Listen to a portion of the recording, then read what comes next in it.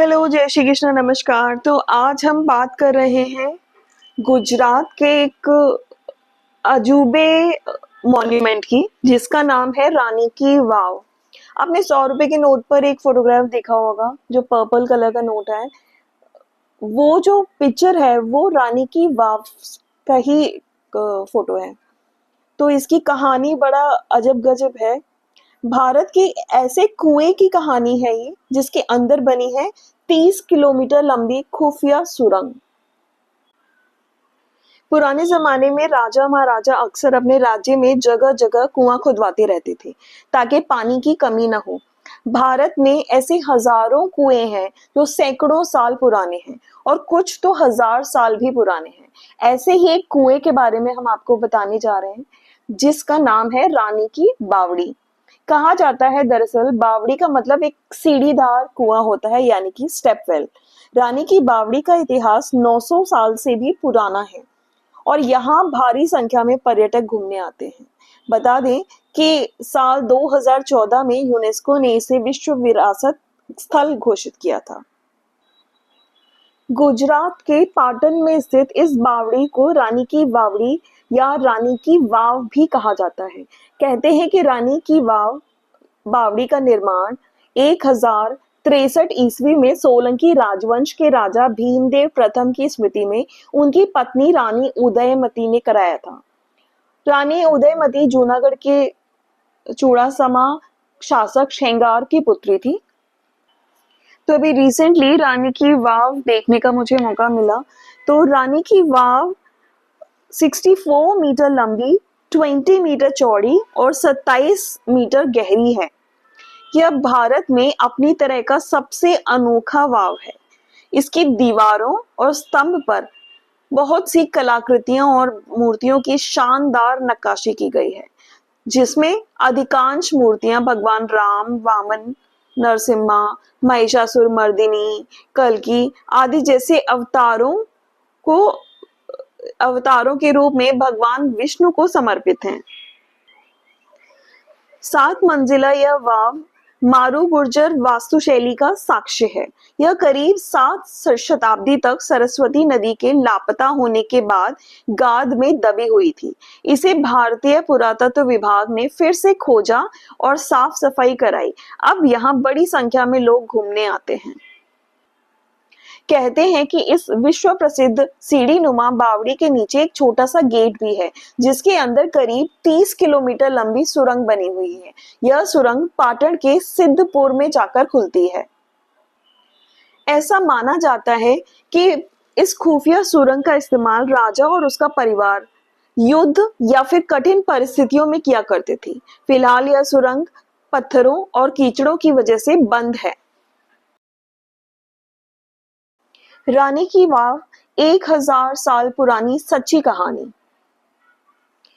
भारत में इतिहास आमतौर पर ऊपर उठता है, महलों, किलों और शिखरों में। लेकिन आज मैं आपको ऐसी कहानी की तरफ ले जा रही हूँ जो कि जमीन के ऊपर नहीं, नीचे उतरती है। और यह है रानी की वाव, जहाँ पत्थर बोलते हैं और पानी अपनी सभ्यता की कहानी सुनाता है। 11वीं शताब्दी का गुजरात केवल एक भू राजनीतिक क्षेत्र नहीं था, यह जल और जीवन के बीच के संघर्ष की भूमि थी। अरावली से कच्छ तक यह फैला हुआ इसका अनियमित मानसून पर निर्भर था।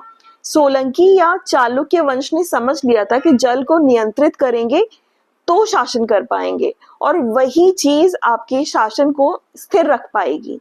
इसी सोच ने गुजरात को बावड़ियों, तालाबों और कुंडों की सभ्यता में बदल दिया। 11वीं शताब्दी का गुजरात एक अर्ध शुष्क क्षेत्र था। अनियमित वर्षा और सीमित नदियां, इसी धरती पर शासन कर रहा था सोलंकी वंश, और जिसकी राजधानी था अहिलवाड़ा पाटन।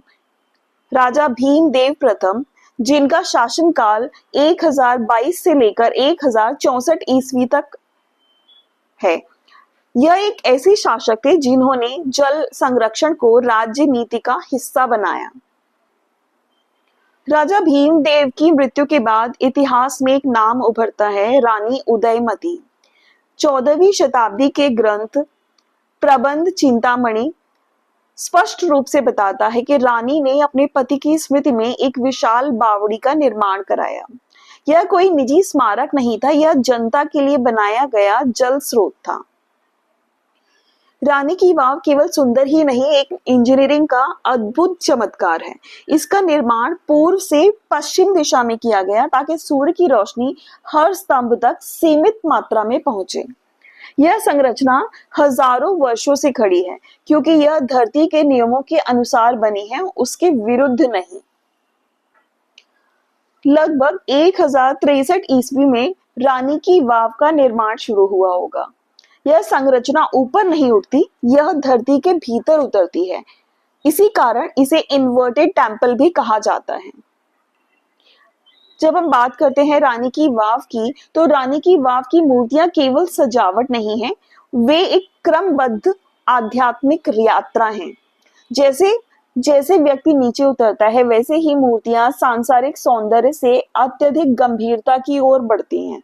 यह संरचना वैष्णव प्रधान है, लेकिन इसमें शैव और शाक्त परंपराओं का स्पष्ट समावेश दिखाई देता है, जो सोलंकी काल की धार्मिक सहिष्णुता को दिखाता है। भारतीय पुरातत्व सर्वेक्षण के अनुसार यहाँ 500 से अधिक प्रमुख मूर्तियां और 1000 से अधिक सजावटी शिल्प हैं। विष्णु के दशावतार क्रम में उकेरे गए हैं और इस संरचना को पत्थरों पर लिखा हुआ ग्रंथ बनाते हैं। यह केवल वैष्णव स्मारक नहीं है, यह शैव, शाक्त और वैष्णव परंपराओं का संगम है। 13वीं शताब्दी के बाद सरस्वती नदी ने अपना मार्ग बदला। बार बार आई बाढ़ ने रानी की वाव को धीरे धीरे मिट्टी में दफना दिया। ध्यान देने योग्य बात यह है कि यह संरचना कभी तोड़ी नहीं गई और न ही लूटी गई।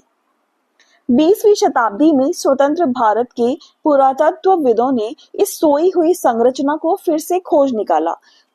1950 से 1980 के दशक में भारतीय पुरातत्व सर्वेक्षक ने यहाँ व्यापक खुदाई की और फिर 2014 में रानी की वाव को यूनेस्को वर्ल्ड हेरिटेज साइट घोषित कर दिया गया।